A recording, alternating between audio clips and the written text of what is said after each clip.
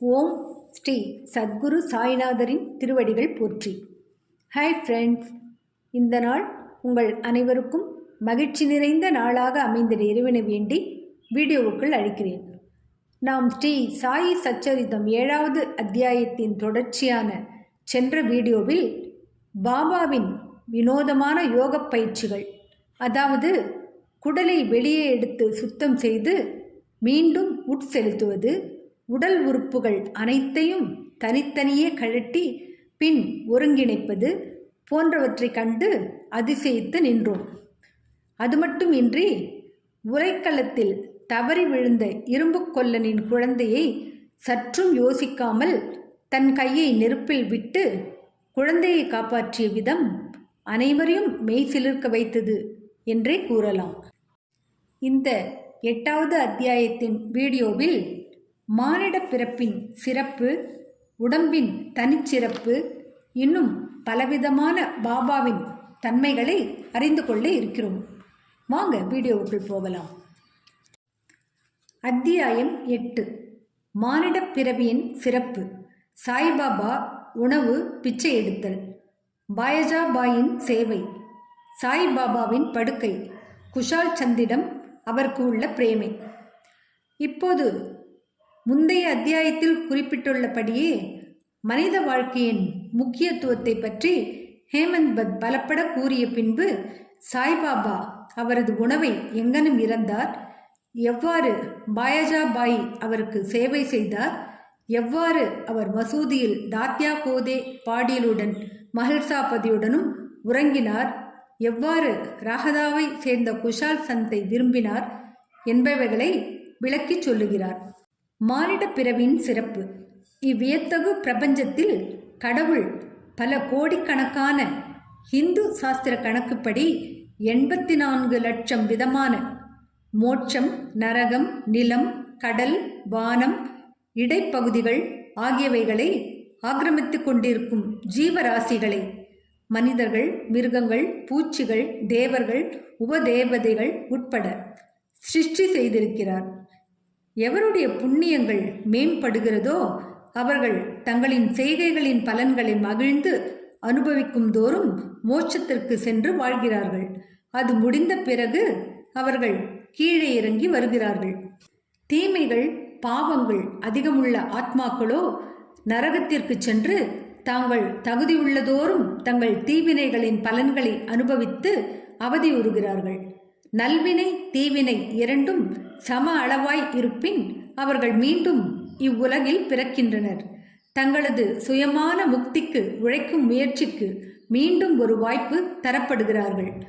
முடிவாக தமது நல்வினை, தீவினை இரண்டுமே முழுமையாக அகற்றப்படும் போது அவர்கள் சுதந்திரமடைந்து விடுவிக்கப்பட்டவர்களாகிறார்கள். இரத்தின சுருக்கமாக உரைத்தால், அவரவர்களின் செய்கைகளுக்கும் நுண்ணறிவு, மன பண்பாட்டிற்கு ஏற்ப பிறவைகளை பெறுகிறார்கள். மானிட உடம்பின் தனிச்சிறப்பு. நாம் அனைவரும் அறிந்தபடியாக சர்வ ஜீவராசிகளுக்குள்ளும் 4 விஷயங்கள் பொதுவானதாகும். அதாவது உணவு, உறக்கம், பயம், புணர்ச்சி முதலியவை ஆகும். மனிதனுடைய விஷயத்தில் அவன் ஒரு சிறப்பான சாமர்த்தியத்துடன் இயற்கையாகவே ஆக்கப்பட்டிருக்கிறான்.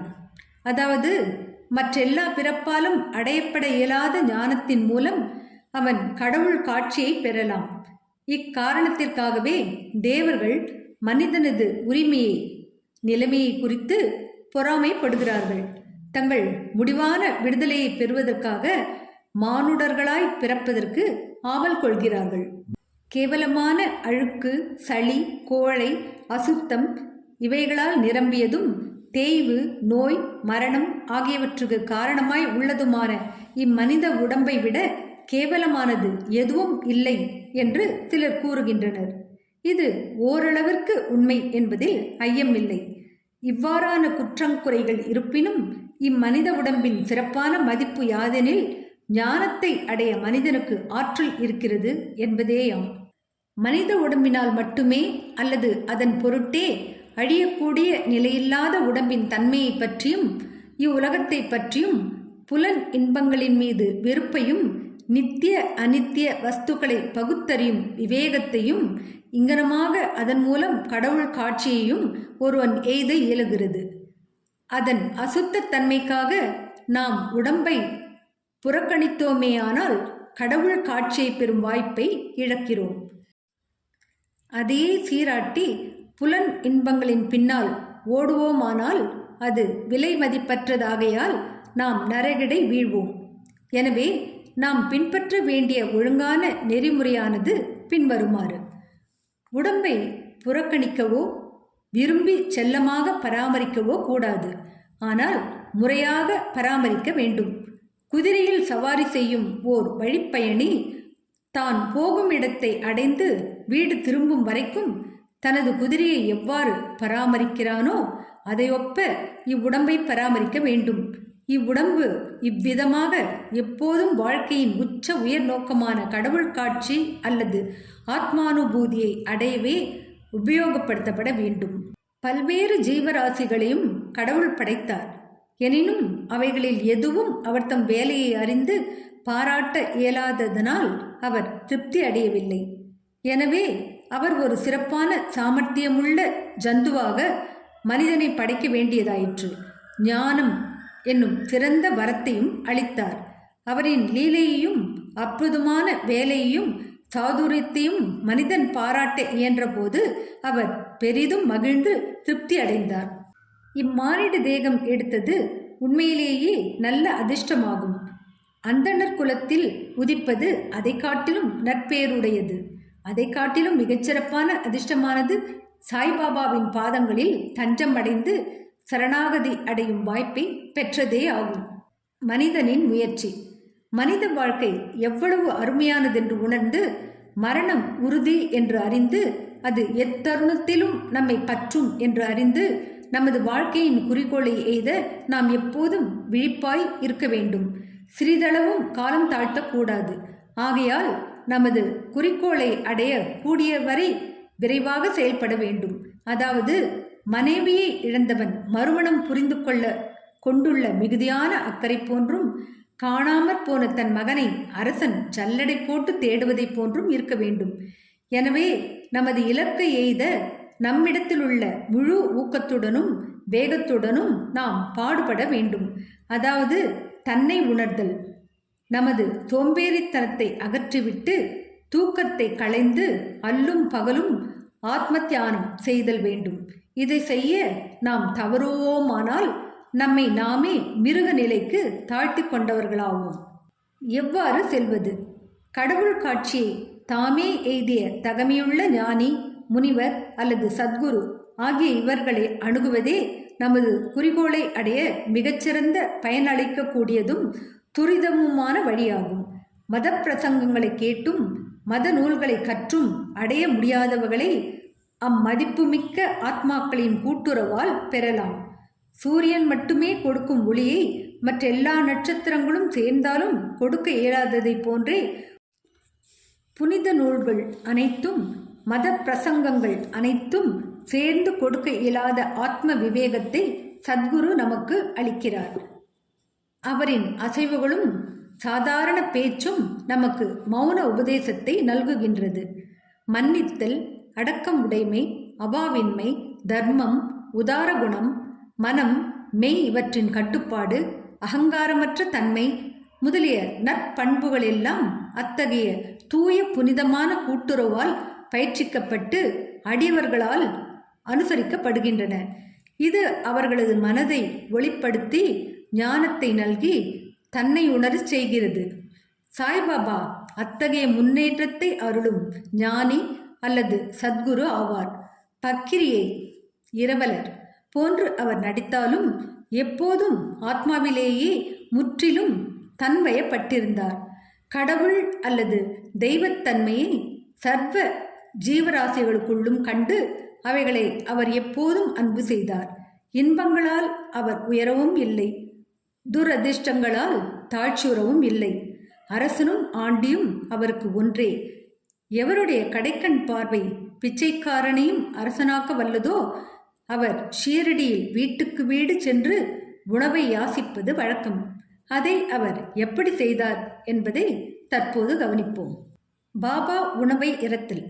பாபா எந்த ஷீரடி மக்களின் வீடுகள் முன்னர் ஒரு பிச்சைக்காரனை போல் நின்று, "ஓ லாசி அம்மா, ஒரு ரொட்டி துண்டு கொடு" என்று கூவி அப்பிச்சையை ஏற்க தம் திருக்கரங்களை நீட்டி அருளினாரோ அவர்கள் ஆசீர்வதிக்கப்பட்டவர்கள். அவர் ஒரு கையில் தகரக்குவளையும் மற்றொன்றில் சோலி என்ற சதுரத்துண்டும் வைத்திருந்தார். தினந்தோறும் சில குறிப்பிட்ட வீடுகளுக்கும் ஒரு வீட்டிலிருந்து மற்றொரு வீட்டிற்கும் பிச்சை எடுக்கச் சென்றார். திரவ ஆகாரமான சூப், காய்கறிகள், பால், மோர் முதலியவற்றை தகரக் குவளையிலும், சோறு, ரொட்டி முதலிய திடப்பொருட்களை துண்டிலும் வாங்கி கொண்டார். பாபாவுக்கு தம் நாவு மேல் கட்டுப்பாடு உண்டாதலால் அது சுவை அறிவதில்லை. எனவே பல்வேறு பொருட்களை ஒன்று கூட்டிய ருசியை எங்கனம் அவர் பொருட்படுத்த முடியும்? துண்டிலும் தகரக்குவளையிலும் கொண்டு வரப்பட்ட எல்லா உணவுப் பொருட்களும் ஒன்று கலக்கப்பட்டு பாபாவால் அவர் மனம் நிறைவெய்தும் வண்ணம் பகிர்ந்து உட்கொள்ளப்பட்டது. சில குறிப்பிட்ட பதார்த்தங்கள் சுவையானவையாகவோ மாறாகவோ இருப்பினும் பாபா தமது நாக்கு முழுதும் சுவையுணர்வையே இழந்துவிட்டதைப் போல கவனிப்பதே இல்லை. பாபா மதியம் வரை பிச்சை எடுத்தார். ஆனால் பிச்சை எடுப்பது மிகவும் நியதியில்லாதிருந்தது. சில நாட்களில் சில சுற்றுக்களே சென்றார். சில நாட்களில் பகல் 12 மணி வரையும் எடுத்தார். இவ்வாறு சேர்க்கப்பட்ட உணவு ஒரு சட்டியில் கொட்டப்பட்டது. நாய்களும் காக்கைகளும் பூனைகளும் அதிலிருந்து தாராளமாக சாப்பிட்டன. பாபா அவைகளை விரட்டியதே இல்லை. மசூதியை பெருக்கிய பெண்மணி 10 அல்லது 12 ரொட்டி துண்டுகளை தன் வீட்டிற்கு எடுத்துச் சென்றாள். அவள் அங்கனம் செய்வதை யாரும் தடை செய்யவில்லை. கனவில் கூட பூனைகளையும் நாய்களையும் கடுஞ்சொற்களாலோ ஜாடைகளாலோ விரட்டி அறியாத அவர் எங்கனம் ஏழ்மையான திக்கற்ற மக்களுக்கு உணவை மறுக்க இயலும்? அத்தகைய உயர் குணமுடையவரின் வாழ்க்கை உண்மையிலேயே ஆசிகள் நிரம்பப் பெற்றதாகும். ஷீரடி மக்கள் அவரை ஆரம்ப காலத்தில் ஒரு கேணப்பக்கிரியாக கருதினர். இப்பெயராலேயே அவர் அறியப்பட்டார். இறந்த பிச்சையான சில ரொட்டி துண்டுகளை உண்டு வாழ்ந்த அவர் எங்கனம் மதிக்கப்பட்டு மரியாதை செய்யப்பட முடியும்?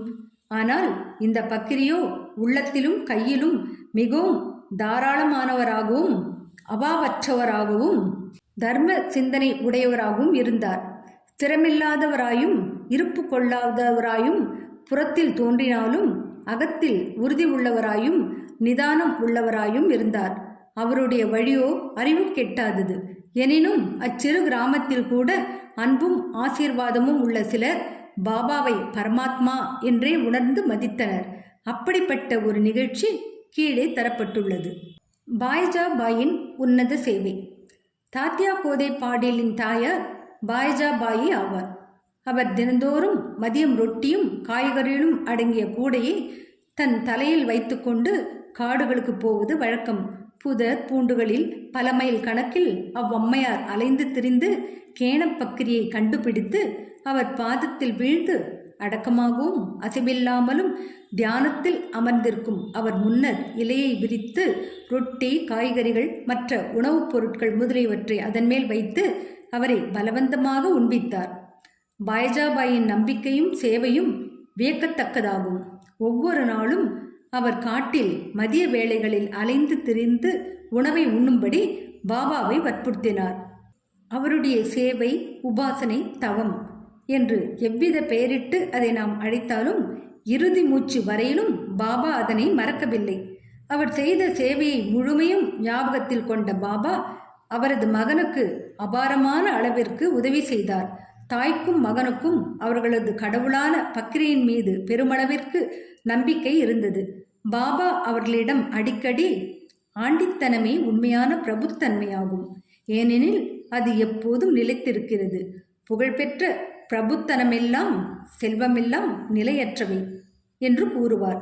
சில ஆண்டுகளுக்கு பின்னால் பாபா காட்டுக்கு போவதை விட்டுவிட்டு கிராமத்தில் வசிக்கத் தொடங்கினார்.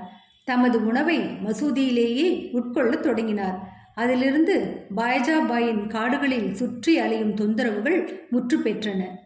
மூவரின் படுக்கையிடம். எவர்களின் உள்ளத்தில் வாசுதேவர் உரைகிறாரோ அந்த ஞானிகள் எப்போதும் ஆசீர்வதிக்கப்பட்டவர்கள். அத்தகைய ஞானிகளின் கூட்டுறவை பெறும் அதிர்ஷ்டமுடைய பக்தர்கள் ஆசீர்வதிக்கப்பட்டவர்கள். தாத்யா கோதை பாடில் பகத் மஹல்சாபதி என்ற அத்தகைய இரு அதிர்ஷ்டசாலிகள் சாய்பாபாவின் கூட்டுறவை சமமாக பங்கிட்டு கொண்டனர். பாபாவும் அவர்கள் இருவரையும் சமமாக நேசித்தார். இம்மூவரும் தங்கள் தலைகள் கிழக்கு மேற்கு வடக்கு நோக்கி இருக்கும்படியும் தங்கள் கால்கள் எல்லாம் சந்திக்கும்படியும் மசூதியில் தூங்கினர்.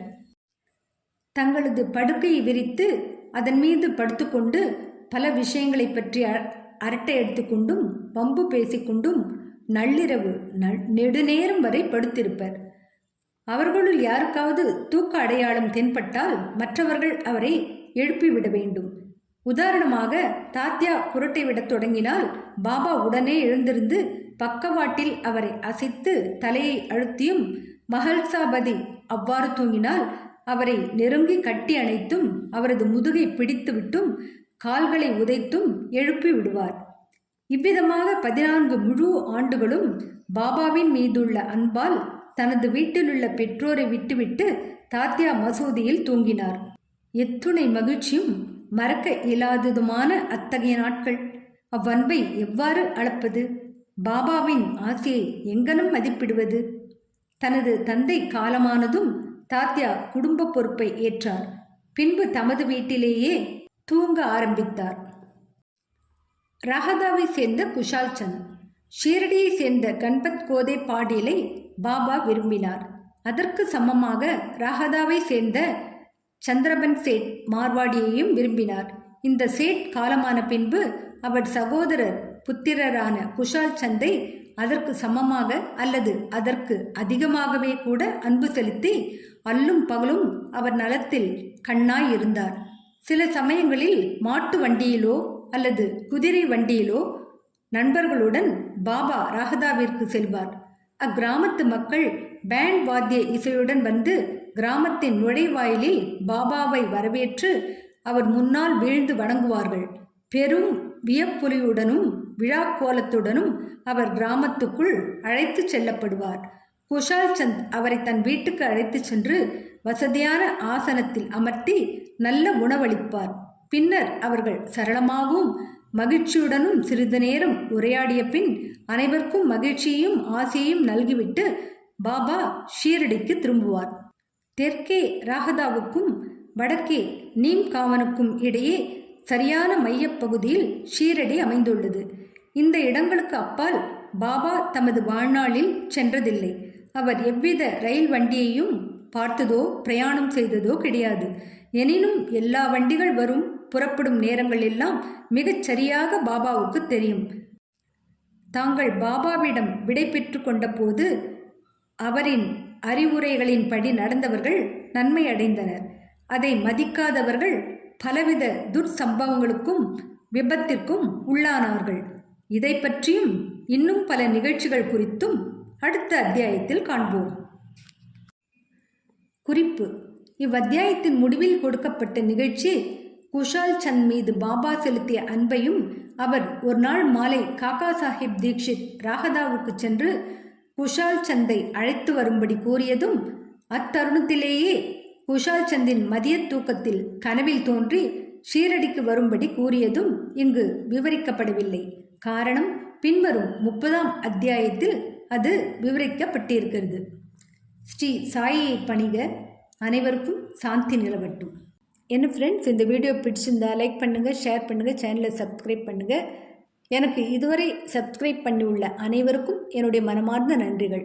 மீண்டும் அடுத்த வீடியோவில் சந்திக்கும் வரை உங்கள் அனைவருக்கும் நன்றி கூறி விடைபெறுகிறேன். வணக்கம்.